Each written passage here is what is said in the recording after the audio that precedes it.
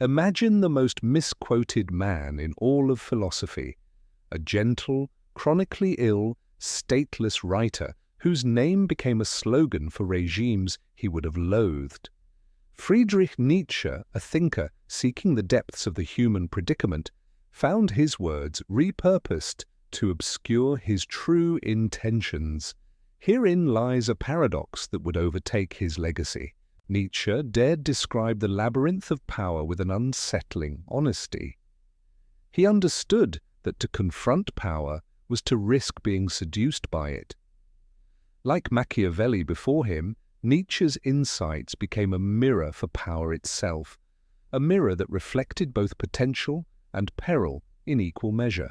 The will to power, Nietzsche articulated, was not a tyrant slogan, but a fundamental force pulsing through all life. For Nietzsche, this was not a call to dominate, but rather a diagnosis. All existence, he posited, sought to assert itself, to grow, to expand beyond constraints. Yet, it is an irony of history that Nietzsche's candid exploration was later turned against him, his ideas appropriated by those who equated power with brute strength. The philosopher who sought to elevate humanity beyond mere survival was now misread as a herald of supremacy and oppression. Midway through his life, Friedrich Nietzsche fell into a collapse that would never fully relent. Yet during his lucid years, he envisioned a philosophy that examined rather than exalted, confronted rather than conformed. He offered no commandments. He issued challenges to think, to question, to shake the foundations. And so the misreading begins. If the will to power encompasses all life, then missing the subtlety leads to oversimplifications. Nietzsche's intent, diagnostic and descriptive, became prescriptive, a directive misapplied by movements that saw themselves as the apex of Darwinian hierarchy. To understand his vision is to embrace his nuance. Nietzsche was wary of systems that claimed to know the ultimate truth. His warning against herd ideologies was prescient, compelling us to challenge orthodoxies and the presuppositions of modernity itself. But it was no caricature that defined his death. It marked instead a moment when the very abyss he warned of gazed back, not only on his conceptions of power, but at him through those who had survived with his ideas warped, carved onto flags of hatred. After Nietzsche's collapse at 44, his ideas lay vulnerable. He lived in silence, a mind rich and revolutionarily without a voice.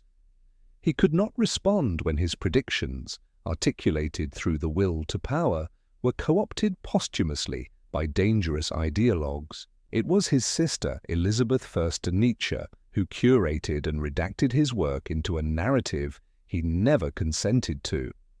Her edited compilation, The Will to Power, was neither a culmination of his true thought nor an embodiment of his philosophical explorations. Her actions forged a legacy marked by misinterpretation and misuse. To Elizabeth, Nietzsche's writings became a tool, recast into a weapon for the exact herd ideologies he sought to dismantle in his lifetime. It is a categorical betrayal of his original intentions. The 20th century saw the haunting image of Nietzsche as history's most weaponized ghost, his ideals reverberating through regimes that neither understood nor respected his true message. His philosophical inquiries reduced to mere footnotes beneath nationalist rhetorics. Yet within this distortion lies an uncomfortable testament to his vision. His thesis, with all its complexity, predicted not just the mechanisms of power, but the very misinterpretations that would arise, a cycle of humanity misunderstanding and misusing its thinkers. Nietzsche, cast as the philosopher of freedom and depth, despised conformity. His exhortations were to look beyond societal structures and disturbingly comfortable truths. Ironically, his vilified legacy reveals that humanity often fears the very questions that might liberate it. In evaluating his life, it becomes evident that his greatest crime was honesty. He challenged humanity to reflect, to see its own will to power as intrinsic, complicated by context. And so the Sermon on Misunderstanding became a play in Aristotle's theatre of tragedy. It was a boldness on Nietzsche's part which demanded a kind of bravery simply to look. He told us of the abyss, yet dared us to gaze into it and question what form of humanity we wished to be. Not conquering, but understanding. Not eternal truth, but eternal questioning. As a thinker, Nietzsche crafted insights meant to shine light into dark spaces, revealing the intent of power rather than obscuring it. In capturing such truth, he uncovered a script few were willing or able to read.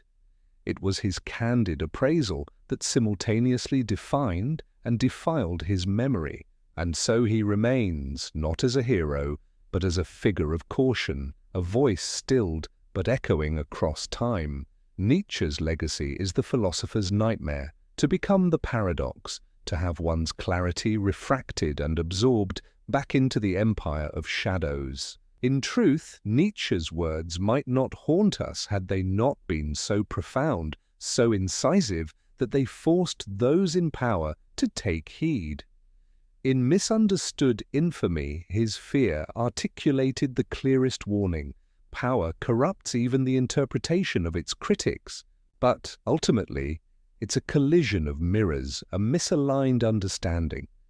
Nietzsche saw that to describe power is to risk becoming its unwilling author. And when he warned against staring into the abyss, perhaps he knew the darkness wasn't solely within us. It was reading, and it took notes.